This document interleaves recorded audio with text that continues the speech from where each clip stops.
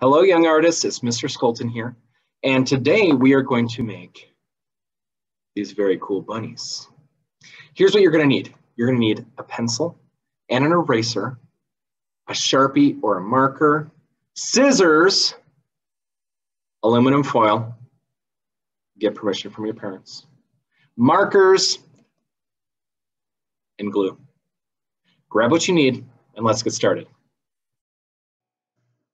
All right, once you have your pencil and your paper, we're going to first start by folding our paper in half, just like this. Now, it doesn't need to be perfect, but we want to get it as close to folded in half as we possibly can. This line here in the middle is going to be a guideline for us when we draw. The first shape I'm going to draw is a nice big circle. The circle is going to both touch the top of my paper and the fold we just created. Notice how I am drawing lightly first, and then once I'm happy with my lines, I'm coming back and darkening them down. That's called sketching, and it makes your lines easy to erase if you need to.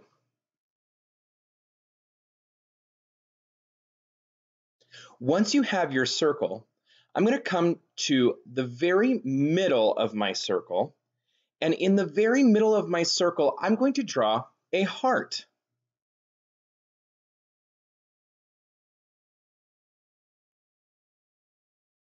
Once again, I'm sketching, so I'm drawing lightly first, and then I'm darkening those lines that I want to keep. Inside my heart, I'm going to draw a tiny triangle.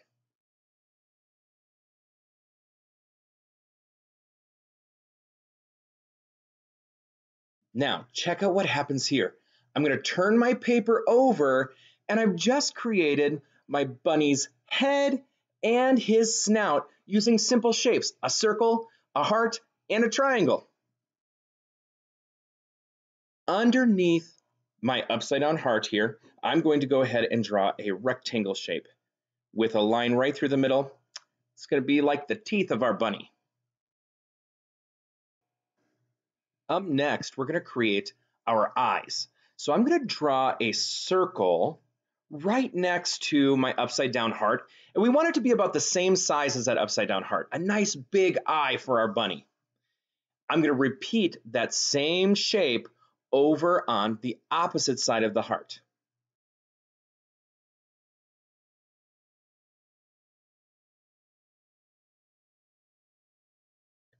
Inside of those circles, I'm going to draw another circle that's slightly smaller. This is going to be the pupil of our bunny. If we make those pupils nice and big, it's going to make our bunny look really sweet. So keep those shapes nice and big inside of those circles.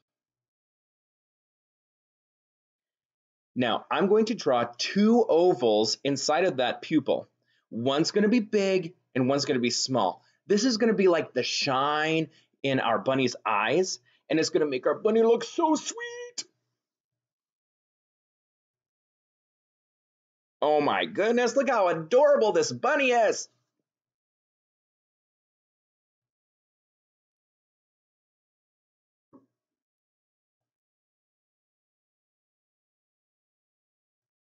Next, I'm going to go ahead and give my bunny some eyelashes. Now, you don't have to give your bunny eyelashes if you don't want to, but I think it adds to the sweetness of our bunny's look.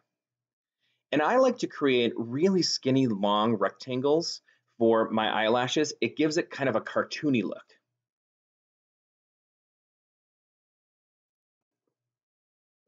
All right, next we're going to give our bunny its ears.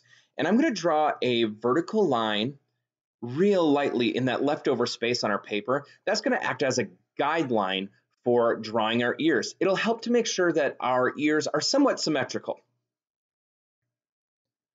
I'm going to draw a large upside down U shape. I'm going to go all the way up to the top of my paper, and I'm going to curve around just kind of like the letter U. Inside that letter U, I'm going to draw a smaller letter U That's going to be like the inside of its ear. I'm going to repeat that on the other side of my line of symmetry.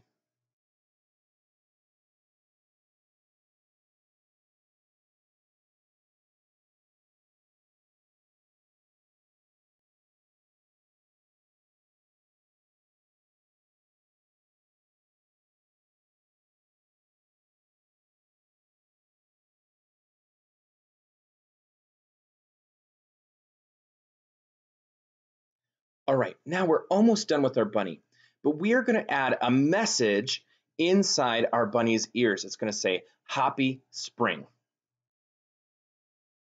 So I'm going to turn my paper, and the first thing I'm going to do is I'm going to lightly write the word inside my ear. This is going to be kind of like a guideline for us to help us draw those block letters a little bit easier. Now, you may not be able to see these letters very well, but that's kind of the point. We want to be able to erase them later. We're not going to keep any of these lines. But what I'm going to do to create my block letters is I'm going to trace around the outside of the original letter to create that block letter. Same goes with any letters that are closed off, like O or P. We need to trace outside, and then we need to also trace inside the letter. This will give us our block letter. Watch how I'm tracing on the outside of the P, and then I come back in and I trace on the inside of that closed off space.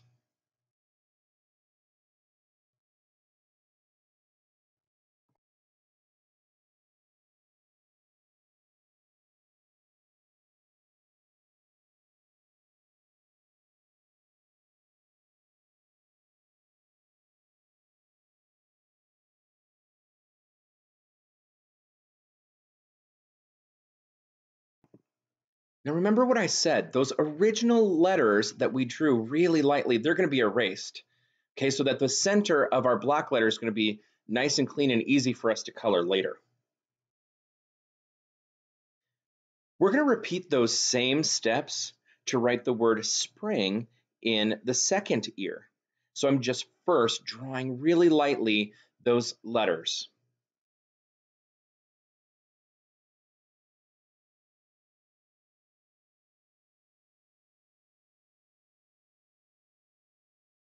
Then I'm going to come back and I'm going to trace around the outside of those letters, giving us our block letter. Remember, any closed off letters like P or R in the word spring, you are going to trace around the outside and then inside that closed off space as well.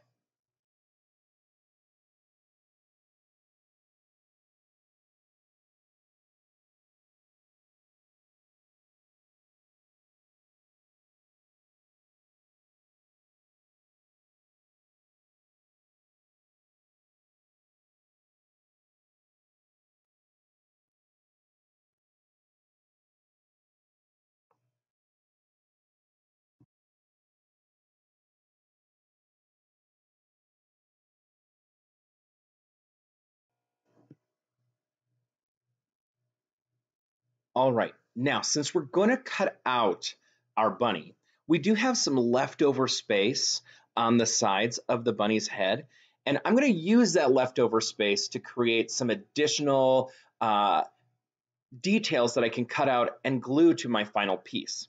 So over on this side, I'm just going to add some grass that I can glue to the bottom of my final project, and it'll just add some depth to the work, add some color, make it more interesting to look at. On the opposite side, I'm going to add some flowers.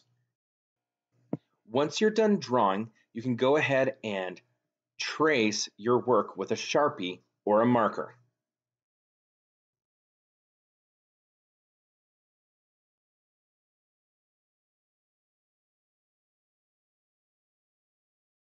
As I'm tracing around the bunny's head and ears, I'm actually not using a straight line, but I'm using a bunch of short dashed lines, and that makes the bunny look super furry. I'm going to come back in and trace my letters with a dark pink marker. You can choose to trace it any other color that you want. You could trace it in your Sharpie. I'm just choosing to trace it in the dark pink so that it's not creating too much of a distraction. Then go ahead and color your details.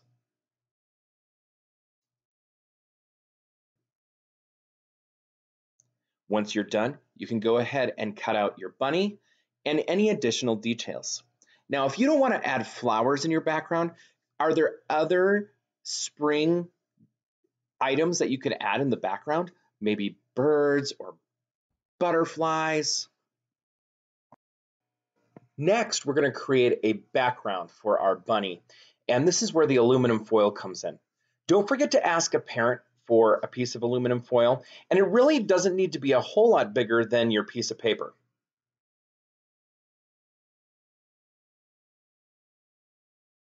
You're going to take your magic markers or your washable markers, and you're going to draw on the aluminum foil. I'm going to use pastel colors because pastel colors remind me of spring. It doesn't really matter what you draw on this piece of aluminum foil as long as you're adding color. I'm going to go in rainbow order so that I know all the colors blend together really well. And I'm just kind of doodling some patterns. You could color any way that you want to color. Go ahead and fill in your aluminum foil with all different doodles and designs in different colors.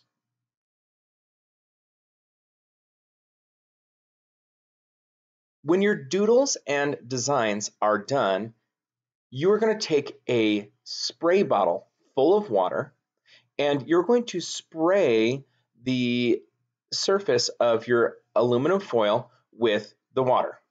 Now, if you want your designs to show up better, you might only spray a few times. If you want the colors to be blended more like watercolor paint, then go ahead and spray a little bit more. I sprayed a little bit more on mine. Then take your paper and lay it down over the top of your marker drawings.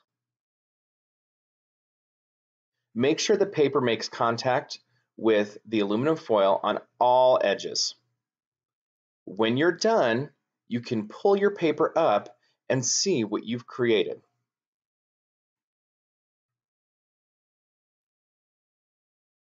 Now, we're going to need for this paper to dry before we can do any gluing. So I'm going to let this paper dry, and then I'm going to come back and glue my bunny and my grass and my extra details onto the back of this paper. I'm going to start with the grass, and I actually cut the grass in half because I'm going to have the grass hang over the edge just a little bit. I think it's going to create a little bit more depth, a little bit more texture. And so I'm just going to add some glue onto the back of the grass there and glue it down, just hanging off the edge of that paper.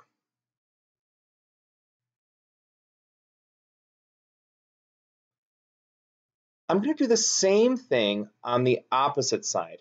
And I'm not going to worry about that space in the middle being left open because my bunny is going to go in that space. So it's okay if they don't match up in the middle.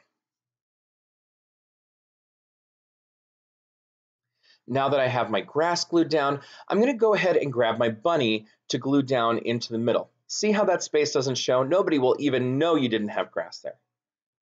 When I glue my bunny, I'm only going to glue on the bunny's head because I want those ears to be floppy. And in fact, you could even flop the ears down and have the recipient of your artwork flip the ears up to receive their happy or their hoppy spring message. Now, once your bunny is glued to the center, then you can add your extra details. Like I said, I created flowers to represent spring, but you could also use birds or butterflies. Go ahead and glue those down.